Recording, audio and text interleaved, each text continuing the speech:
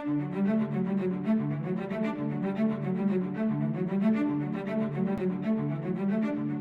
long before Square, you had founded a company called Mira, where you first hired Jack Dorsey as an intern. You were a glass-blowing artist, so you were an entrepreneur for much of your life. Have you ever experienced failure? Oh God, yeah. I mean, like all the time. You guys see this? All right. So we're in my office. This is my buddy. He's a farmer. He has a couple of cows. He and I were going to go take a trip together, and so he goes out to buy some hay bales to feed his cows. He's towing them. It's a beautiful sunny day, no rain, no lightning.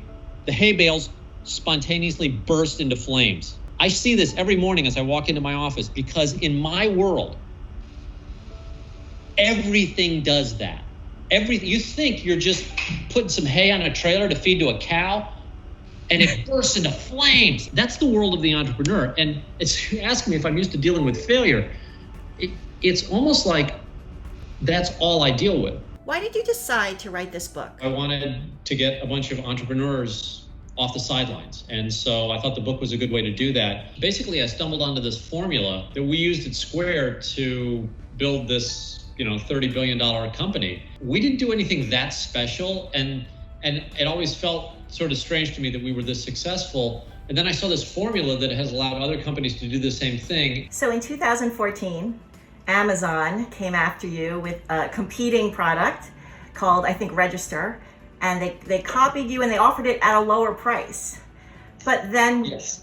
But 1 year later, Amazon conceded, according to your book, and actually gave each of their customers a Square reader. So many businesses will want to know, how did you fend off Amazon? When Amazon copies your product and undercuts your price, you die. I couldn't explain why we won. So the question was just burning inside me, and I went on this research quest for years to try to find other companies that this had happened to. And it turns out that there are a bunch of companies, but they're not commonplace. So maybe 1 out of 1,000 companies actually has this thing called an innovation stack, which has the effect that it had at Square. But every time I found one of these examples throughout history, the company dominated its market. The biggest bank in the United States, and actually the biggest bank in the world for a while, was started by a produce vendor in California who started his bank right after the great San Francisco earthquake. And he started it much in the way that Square did. So I saw this thing happen with Amazon, and I was like, oh my God, I've got this first person view of this really powerful phenomenon. So I went off and found all these historical examples. And then I brought it to Herb Kelleher and I said, should I keep going or am I crazy? And Herb was like, you keep going. You've got a worldwide pandemic. People are being forced into a situation now where they're being forced to invent new things because we just can't copy all the old stuff that used to work. So it's an incredibly important time to sort of share these tricks. Does innovation work best when you're creating a product, when you're building something? Or can you similarly innovate with a service like consulting? Like, how can consultants be more like an entrepreneur? It's certainly not limited to product design, although I use product design as an example because it's what I did and also because it's more tangible. I think people can relate more easily to, like a physical product than a service. But an innovation stack is just a theoretical construct, and I'll explain, what it is. It's basically the process of invention. Invention is basically you're trying to do something and you can't find an existing tool to do the thing you want to do. So you have to create that tool. Okay, well, what does that tool look like? Well, you're probably going to have to solve some problem. And when you solve that problem, you may create 2 other problems. So now you've got 2 other problems to solve. You solve one of those, then you could create 3 or 4 more. Right? And so you get this sort of messy conglomeration of invention that all interrelates. So if you're in a service business, that same thing applies. But the trick is to do it in a way that is fundamentally targeted towards a particular problem as opposed to just trying to be different. Don't invent for invention's sake, but certainly if you're in a situation where nobody has solved a problem, don't be afraid to try something new. In a world with so many problems, especially right now, how do you know when a problem is the perfect one for you to solve? If you think of the universe of problems, you've got problems that have already been solved. Okay? So sitting on a chair, solve problem. Freezing food, solve problem. Then there are problems that are unsolved. Okay? And if we take the world of unsolved problems, then that divides into two groups. The unsolvable problems, these are problems that we can't solve even if we tried. And then there are problems that we can solve if you try. That last group is what I call perfect problems, because these lie within an individual or a team's ability to solve, but we just haven't done it yet.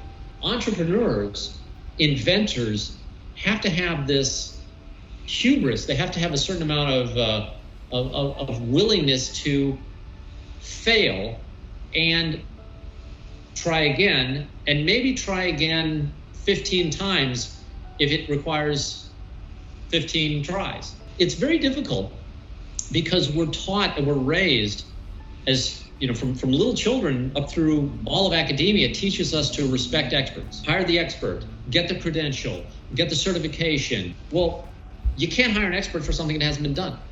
So right now I'm on the Fed. We talk to the best economists in the world. There's not a single person alive today who understands what the world economy looks like when you intentionally shut it down. We're in an intentional economic shutdown right now, and there are no experts in that. Now, 5 years from now, we'll have a bunch of experts in it. Yeah, but they're not helping us now. They're getting their expertise on the ground. So I'm curious, you're a glass artist, you're a woodworker, you're obviously also an entrepreneur, businessman. Do you see parallels between being an artist and being an entrepreneur? Very much so. So art is one of the few activities where you are encouraged not to copy. If you were going to start an accounting firm, I would suggest that you account for money the way other accounting firms account for money. Because if you make up some new way of accounting for money, it's not going to work. So artists have sort of a unique advantage when they become entrepreneurs because we are trained to not copy everything. You're never going to solve a new problem if you're waiting for an expert to come along. There are no experts at new problems. So which industry or sector do you feel is ripe for an entrepreneur to come along and disrupt it? If you think of a market as sort of a pyramid, you have a couple of really exclusive, expensive brands on the top, and then it gets bigger as you go down, and when you get down to the bottom of the market, there's sort of generic brands, a lot of them, and then the market just ends. And at that point, nobody can get product. If it's air travel, there was a point before Southwest Airlines came along where if you didn't have enough money for an air ticket, you rode the bus. We did the exact same thing at Square.